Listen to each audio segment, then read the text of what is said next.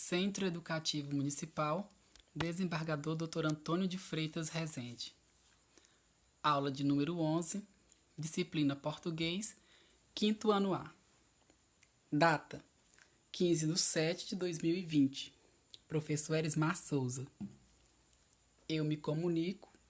Histórias em quadrinhos HQ. Quando vocês virem ou ouvirem essa sigla HQ, vocês já saberão que é história em quadrinhos. São as iniciais da palavra história, que é o H, e o Q de quadrinhos, certo? Que também é chamado de gibi e no Japão é chamado de mangá, ok? Então vamos lá. História em quadrinhos, HQ. Nós temos aí o slide de apresentação. História em quadrinhos HQ. As histórias em quadrinhos são consideradas textos literários de entretenimento. O que é entretenimento? De diversão, para você descontrair, entendeu? Ler, se divertir. Esse gênero textual é utilizado para contar histórias com a ajuda de imagens, o que facilita a compreensão do leitor. Em geral, apresenta uma linguagem mista, ou seja, é formada de uma sequência de imagens verbais e não verbais combinadas, ou apenas de imagens visuais. O que são imagens verbais? É que tem texto, que dá para você entender. E não verbais é que vem apenas as imagens, não vem os textos escritos. Vocês podem observar aí que nesse aqui, nesse pequeno exemplo, nós temos a Luluzinha a caçadora. Eu trouxe aqui um pequeno texto, né? Mas no resto não. A gente dá para entender o que está acontecendo, mas não tem palavras, ó. Então, apenas imagens, que são as não verbais, ok? Aí nós temos aqui características de uma HQ. Uma HQ tem características próprias que ajudam a diferenciá-las de ilustrações comuns. Estas características podem ser identificadas facilmente, ou seja, as histórias em quadrinho, elas têm as características para ela ser considerada história em quadrinhos. Não é apenas um texto que eu coloco 2, 3 desenhos e vou chamar ele de história em quadrinhos. Nós vamos ver quais são essas características. Quadro ou requadro. É a moldura da história em quadrinhos. Dentro dela se desenha uma cena. Isso que é chamado de quadro ou requadro, que só tem nas histórias em quadrinhos. Ó. Por isso que é quadrinhos, vem dentro de um quadro. Certo? As outras historinhas que a gente lê não é assim. Então vamos continuar. Agora nós vamos ver o recordatório. O que é o recordatório?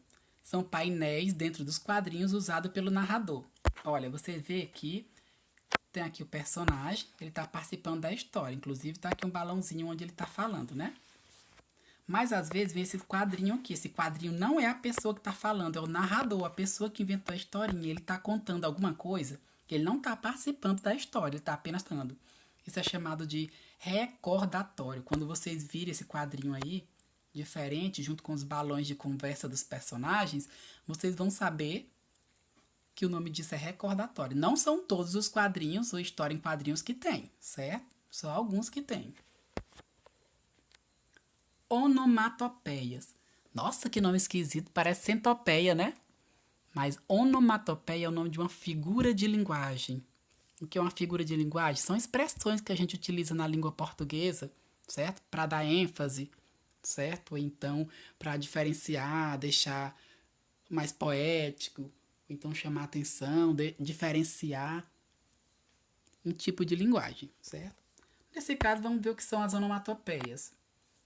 Para a representação dos objetos ou barulhos. São as representações dos sons dos objetos, dos animais. Por exemplo, au au. Au au não é o barulho que o cachorro faz. Miau não é o barulho que o gatinho faz, o som que ele emite. Então, isso são as onomatopeias. Quando o relógio o ponteiro tá passando, que faz tic-tac, tic-tac, tic-tac, isso também é onomatopeia. Quando dá um trovão, cabrum, isso também é onomatopeia. Aqui tem vários tipos de onomatopeias. Nós temos aqui o cabrum, tem um chilac, tem um toing, toque-toque, quando tá batendo, tim-dom, quando tá tocando a campainha, com a rapidez, vupt, um pingo, ping, não é isso? Batendo em algo, no tambor, em algum som alto, pum, não é isso? Um tiro, bang. Quando vocês virem essas palavrinhas aí, que aparecem nas histórias em quadrinhos, elas são chamadas de onomatopeias. Elas não aparecem apenas nas histórias em quadrinhos, mas a maioria das histórias em quadrinhos tem elas, certo? Temos aqui, dentro dos balões para representar emissões de sons produzidos pelas pessoas. Tem aqui gloop, como se a pessoa estivesse engolindo, né, algo. Nhaque, quando estiver comendo. Aí tem aí tooth, tem girl, buá, quando tá chorando, chomp, chomp, chomp, como se estivesse comendo. Isso são as onomatopeias, são essas palavrinhas utilizadas para mostrar os sons que as pessoas fazem, os animais ou então os objetos. Linhas cinéticas são os riscos que indicam os movimentos. Olha, observem aqui que a Mônica tá virando aqui o rosto para um lado e para o outro. Aí tem essas linhas aqui, ó, ao redor. São chamadas de linhas cinéticas. Aqui no caso da Magali, ó, tá mostrando esses tracinhos como ela tá se movimentando. E o Cebolinha também, como se ele estivesse mastigando algo, não é isso? São chamadas de linhas cinéticas. Tudo isso aqui é facinho. Só essas palavrinhas aqui que talvez vocês... Opa, eu voltei aqui. Esses nomezinhos que talvez vocês não conheciam. Mas não são difíceis da gente aprender, não, viu? Metáforas visuais. Metáforas em desenhos indicam um sentimento ou um acontecimento. Exemplo, um coração saltando do peito com um sinal de paixão, ou então as notas musicais indicando que o assovio ou a música. Olha só aqui, eles estão dançando, tem as notas musicais, são chamadas de metáforas visuais. Se ela tivesse apaixonada, ia aparecer os coraçõezinhos aqui, não é isso? São chamadas de metáforas visuais. Existem várias outras, né? Isso aí são apenas alguns exemplos. Conforme vocês forem lendo os quadrinhos ou estudando sobre um, vocês vão vendo eles. Balões, certo? Os balões que aparecem nas histórias em quadrinho, vocês podem observar a partir de hoje, quem não presta atenção, que eles não são iguais. Se eles tiverem uma linha de tempo várias vezes iguais, é porque as conversas estão sendo a mesma, mas existem vários tipos de balão. Ó, o balão na história em quadrinho, vou voltar de novo. Um balão na história em quadrinho para indicar uma fala, ele é feito dessa forma aqui, ó. Você viu meu livro?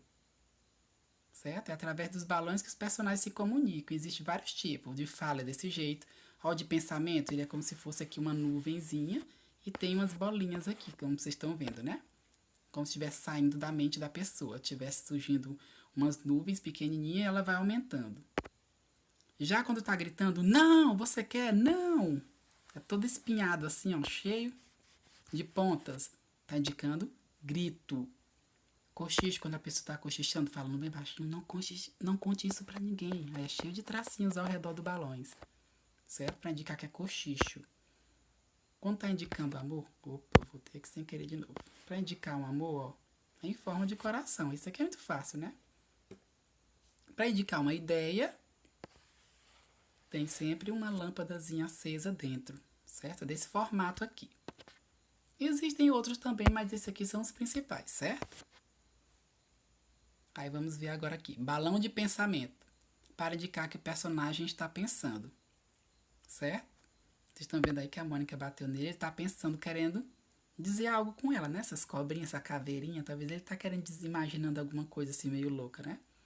É apenas um pensamento, que se ele disser de novo, a gente sabe que a Mônica vai lançar o Sansão contra ele, não é isso? Então ficou apenas no pensamento dele. Vocês estão vendo que tá saindo essas bolinhas da cabeça dele até formar essa nuvem grande. Isso é o balão de pensamento. Balão de diálogo, quando pessoas estão conversando, para expressar a fala dos personagens. Vocês podem observar que no balão de diálogo sempre sai assim, como se fosse formando assim um raiozinho, uma setazinha indicando, e depois forma o balão aqui em cima, certo? Sempre sai assim como se fosse abrindo um caminho aqui. Balão de grito. O balão de grito pode vir tremido ou parecido com o balão do diálogo, mas o que realmente diferencia é o negrito nas palavras ou o fato de elas estarem em um tamanho maior que as outras. Olha aí, vocês estão vendo que alguns estão tremidos e outros. É isso aí.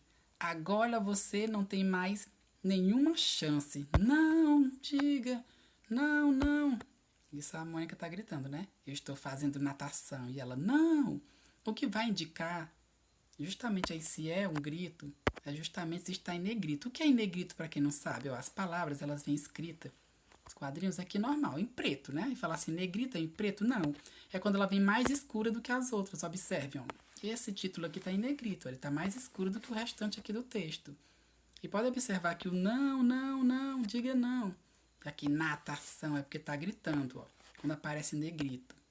Certo? Tem até aqui exemplo, ó. O não sem ser, opa, tô passando. Aqui o não, quando não está em negrito, né? Esse daqui. E em negrito esse aqui que está mais escuro. Certo? Então negrito é porque está mais escuro do que o outro. Balão de coletivo. Para indicar várias pessoas falando junto a mesma coisa. Ou seja, ó, tá saindo aqui, ó, várias direções, de cada um tá saindo aqui, né? Isso indicando. Como se esse aqui é o balão coletivo. Várias pessoas estão falando ao mesmo tempo. Quando eu pergunto para vocês na sala, alguém aqui fez o dever? E todos falam, sim, eu fiz. Falaram todos de uma vez? Então significa que é um balão coletivo. Tio Donald, você está pronto para a festa de aniversário do Gastão no sítio da vovó? Eles perguntaram os 3 ao mesmo tempo. Então isso é um balão coletivo. Um balão duplo para dar continuidade à fala. Ou seja, ele está falando uma coisa e não parou de falar, continua falando, né? Não começou nenhum outro personagem ainda. Isso é um balão duplo. Mas eu nem subi na goiabeira, subi no Zé Lelé. Ou seja, ele está falando uma coisa e depois falou outra. Mas ele não parou de falar, então isso é um balão duplo. Ó. Vocês podem observar que tem um balão, como se fosse um balão dentro de outro balão, né? E agora nós vamos criar HQs. É isso, é bom criar HQs. Dicas para começar a criar uma HQ. Elabore um roteiro. Pense na diagramação, ou seja, calcule quantos quadrinhos sua história vai ter. Pense em quantas páginas ela vai precisar. Decida também a forma e o tamanho dos quadrinhos. Escolha o cenário.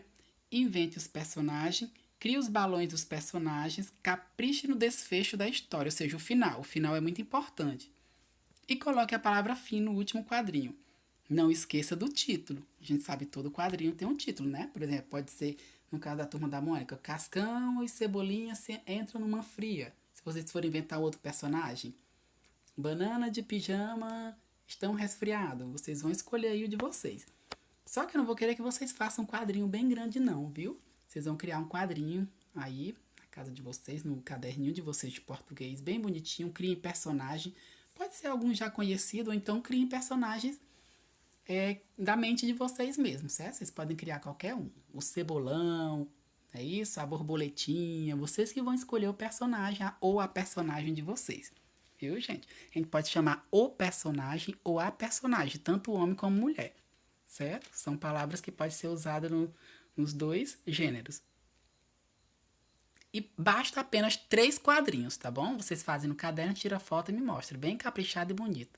Sei que tem muito artista aí, vai ficar muito bom. Então basta vocês fazerem 3 quadrinhos, viu? 1, 2, 3, um seguido do outro. Pronto. Que é na forma de uma tirinha, tá bom? Que a tirinha é quando é uma historinha bem curta, geralmente de 2, 3 quadrinhos. E às vezes até só um.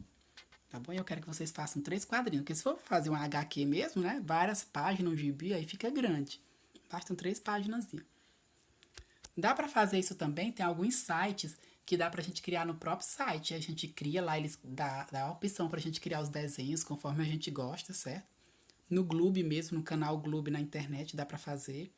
E em vários outros sites, viu, de pesquisa. Informações. As atividades deverão ser copiadas e respondidas no caderno. Capriche na letra para que sejam compreendidas. Evitem acumular atividades. Use o livro didático de português como suporte da página 60 e 61.